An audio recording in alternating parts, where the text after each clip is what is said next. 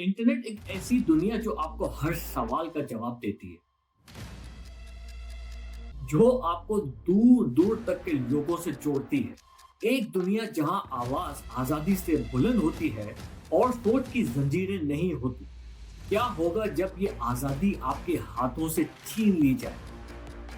जब आपका हर एक्शन देखा जा रहा हो, हर वेबसाइट बंद हो, हर आवाज को म्यूट कर दिया जाए। यहाँ एक टेक्नोलॉजी पैदा होती है, एक टनल, एक राज, एक वेपन जिसका नाम है VPN। लेकिन ये सिर्फ एक टूल नहीं, ये एक बैटलफील्ड है। एक तरफ लोग जो अपनी प्राइवेसी के लिए लड़ रहे हैं और दूसरी तरफ गवर्नमेंट्स जो इस टूल को एक खतरे के रूप में देख रही है। VPN के इस सफर में हीरोज हैं, विलन्स हैं और कहानी के हर मोड़ पर एक ऐसा ट्विस्ट जो दुनिया का नक्शा बदल रहा है। इस वीडियो में हम जानेंगे VPN क्या है और कैसे काम करता है, VPN का सफर कैसे शुरू हुआ, क्यों VPN दुनिया भर में बहुत पॉपुलर हुआ, क्यों कंट्रीज VPN को आज ब्लॉक कर रहे हैं और क्या VPN का मिसयूज एक ग्लोबल प्रॉब्लम बन रहा है। पाकिस्तान में VPN को लेकर इतना शोर क्यों है, और सबसे अहम बात, क्या जो VPN आप यूज कर रहे हैं वो सच में सेफ है? VPN क्या है? VPN का मतलब है वर्चुअल प्राइवेट नेटवर्क। ये एक डिजिटल शील्ड है जो आप और इंटरनेट के बीच में एक सिक्योर टनल बनाता है। लेकिन ये टनल सिर्फ एक सिंपल रोड नहीं, ये एक रास्ता है जो हैकर्स के लिए इनविजिबल, गवर्नमेंट्स के लिए कंफ्यूजिंग और आपके लिए सेफ है। VPN कैसे काम करता है, इसे समझने के लिए let's explore the 3 basic techniques.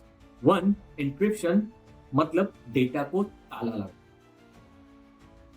आपका डेटा एक ओपन लेटर की तरह ट्रैवल कर रहा है, कोई भी बीच में पढ़ सकता है। VPN इस लेटर को एक ताले के अंदर बंद कर देता है जहां डेटा इनक्रिप्ट है, यानी एक ऐसा कोड बन जाता है जो सिर्फ आपका VPN सर्वर समझ सकता है।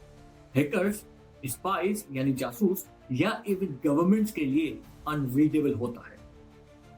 नंबर 2. IP मास्किंग, मतलब असल पहचान छुपाना। इंटरनेट आपको एक आइडेंटिटी देता है, आपका IP एड्रेस। ये आइडेंटिटी आपकी लोकेशन, आपके डिवाइस का पता और आपकी ऑनलाइन मूवमेंट्स को देखता है। पर VPN के साथ आपका असल IP एड्रेस छुप जाता है। सोचिए आप चाइना में बैठे हो, लेकिन VPN आपका IP एड्रेस US सर्वर पर शिफ्ट कर देता है। वेबसाइट्स को ये लगता है कि आप अमेरिका में बैठे, जबकि असल में आप किसी और जगह हैं। आपकी पहचान एक इल्यूजन बन जाती है। Number 3. Bypassing restrictions, blocked gateways तोड़ना। जियो रिस्ट्रिक्शंस और फायरवॉल एक डिजिटल दीवार की तरह काम करते हैं। चाइना में YouTube ब्लॉक है, ईरान में ट्विटर काम नहीं करता, रशिया में कुछ वेबसाइट्स एक्सेस नहीं होती, पर VPN इन दीवारों में एक सुरंग बनाता है। इसकी मिसाल कुछ यूं ले लें, आप पाकिस्तान में हैं, YouTube का पेज ओपन करते हैं और लिखा आता है page can not be accessed और ब्लॉक। लेकिन यहाँ VPN अपना रोल प्ले करता है। जैसे ही आपने VPN कनेक्ट किया, आपका कनेक्शन किसी और कंट्री के सर्वर के जरिए रूट होता है और YouTube खुल जाता है, और जैसे आप किसी और कंट्री में हो। VPN का सफर कैसे शुरू हुआ? 1996 का साल इंटरनेट अपने शुरुआती दौर में था। वेबसाइट्स नहीं थी, ईमेल्स नहीं थी, लेकिन एक प्रॉब्लम पुराना था, सर्वेलेंस और हैकिंग। कंपनीज अपने डेटा को सिक्योर करना चाहती थी और यहाँ माइक्रोसॉफ्ट के एक इंजीनियर्स गुरदीप सिंह पॉल ने एक आइडिया सोचा।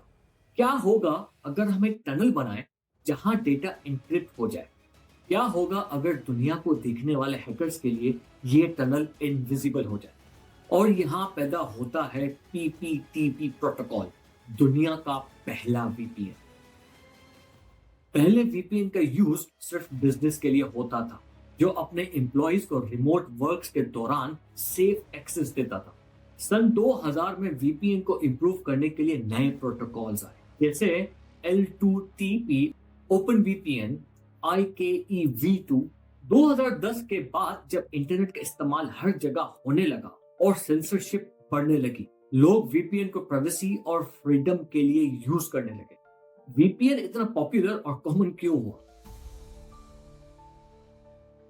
वीपीएन का यूज पहले सिर्फ बिजनेसेस और टेक एक्सपर्ट्स तक लिमिटेड था, लेकिन आज हर आम इंसान के हाथ में ये एक जरूरी टूल बन गया है। वीपीएन की पॉपुलैरिटी के दो सबसे बड़े रीजंस हैं। एक, जियो रिस्ट्रिक्टेड कंटेंट और दूसरा, सेंसरशिप को तोड़ना। चलिए समझते हैं इनको। तो पहले बात करते हैं जियो रिस्ट्रिक्टेड कंटेंट। स्ट्रीमिंग प्लेटफॉर्म्स जैसे नेटफ्लिक्स, डिज्नी प्लस अपने कंटेंट को जियो रिस्ट्रिक्ट करते हैं, यानी हर कंट्री के यूजर्स को अलग अलग शोज और मूवीज दिखाते हैं। फर्ज करें आप इंडिया में हैं, लेकिन आपको यूएस नेटफ्लिक्स का एक्सक्लूसिव कंटेंट देखना है। वीपीएन आपको एक यूएस सर्वर से कनेक्ट कर देता है और आप वो कंटेंट देख सकते हैं जो पहले आपके लिए ब्लॉक था। सेंसरशिप को तोड़ना। कुछ कंट्रीज अपने लोगों के इंटरनेट एक्सेस को कंट्रोल करने के लिए सेंसरशिप लगाते हैं।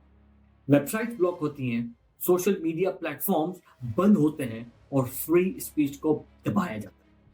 लेकिन वीपीएन एक रास्ता बना, एक टनल जो इन डिजिटल फायरवॉल्स के उस पार ले जाता है जहां आपको कंटेंट देखने का मौका मिलता है। जैसे चाइना का ग्रेट फायरवॉल ब्लॉक करता है गूगल, फेसबुक, यूट्यूब और भी बहुत सारी वेबसाइट्स। ईरान और रशिया में सेंसरशिप के लॉज लोगों की आवाज को दबाते हैं, पर वीपीएन का यूज करके लोग अपनी आवाज उठाते हैं, सोशल मीडिया का एक्सेस लेते हैं और ब्लॉक्ड वेबसाइट्स तक पहुंचकर दुनिया के साथ कनेक्ट करते हैं। क्यों कंट्रीज वीपीएन को ब्लॉक कर रहे हैं? आज के दौर में गवर्नमेंट्स वीपीएन को एक बड़ा खतरा इसलिए समझती है क्योंकि ये इंटरनेट सेंसरशिप, सर्वेलेंस और जियो रिस्ट्रिक्शंस के कंट्रोल को तोड़ देता है। वीपीएन लोगों को अपनी आइडेंटिटी छुपाने और ब्लॉक कंटेंट तक पहुंचाने का रास्ता देता है, जो गवर्नमेंट्स के लिए इंफॉर्मेशन कंट्रोल और नेशनल सिक्योरिटी के लिए एक सीरियस चैलेंज बन जाता है। इसकी सबसे बड़ी एग्जांपल चाइना है, जहां प्रोटेस्ट और अपोजिशन को कंट्रोल करने के लिए एक स्ट्रिक्ट पॉलिसी बनाई गई है। चाइना की आबादी 1.4 बिलियन से ज्यादा है।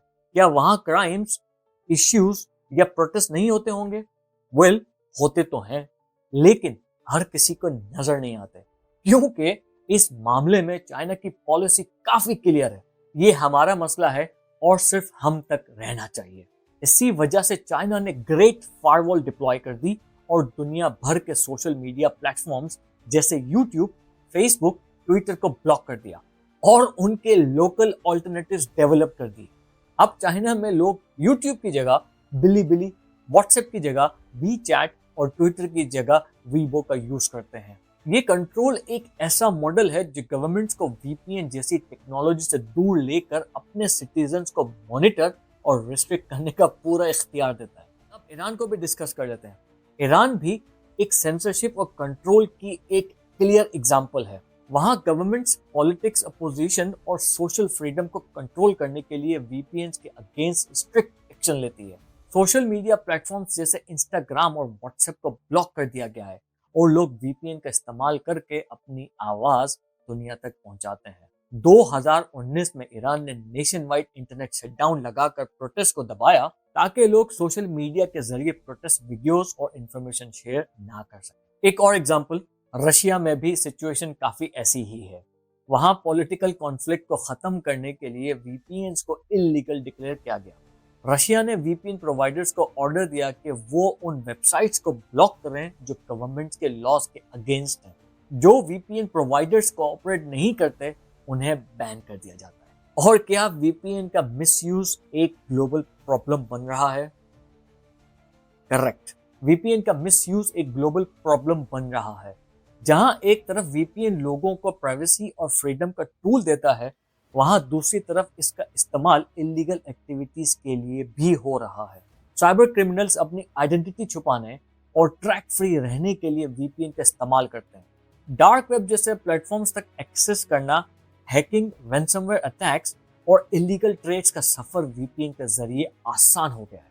गवर्नमेंट्स के लिए ये एक सीरियस चैलेंज बन चुका है, क्योंकि क्रिमिनल्स और हैकर्स वीपीएन की शील्ड यूज करके लॉ इन्फोर्समेंट एजेंसीज से अनडिटेक्टेड रह सकते हैं। अब आते हैं पाकिस्तान में वीपीएन को लेकर इतना शोर क्यों है। इसके 3 पहलू को डिस्कस करेंगे, लेकिन इससे पहले मैं ये क्लियर कर दूं कि मेरे पास कोई फर्स्ट हैंड इंफॉर्मेशन नहीं है कि पाकिस्तानी गवर्नमेंट क्या डिप्लॉय कर रही है, लेकिन मैं टेक्निकल एस्पेक्ट पे जरूर रोशनी डाल सकता हूं। तो let's just dive in. Number 1, Pakistan VPN को लेकर क्या कर रहा है। नंबर 2, फ्रीलांसर कम्युनिटी को वीपीएन से क्या इम्पैक्ट हो रहा है। नंबर 3, और वीपीएन को ब्लॉक करने से पाकिस्तान में इंटरनेट कैसे स्लो हो रहा है। Okay, so first, Pakistan VPN को लेकर क्या कर रहा है। पाकिस्तानी गवर्नमेंट का सोचना यह होगा कि वीपीएन का misuse illegal activities, cyber crime और नेशनल सिक्योरिटी के लिए खतरा बन सकता है। इसलिए अनरजिस्टर्ड वीपीएन को ब्लॉक करने का फैसला किया गया है, और इसके पीछे कुछ रीजंस हो सकते हैं, जैसे कि सर्वेलेंस और मॉनिटरिंग को बेहतर करना, प्रोटेस्ट और पॉलिटिकल अपोजिशन को कंट्रोल करना, साइबर क्राइम और हैकिंग एक्टिविटीज को रोकना। फ्रीलांसर कम्युनिटी पर क्या असर पड़ रहा है।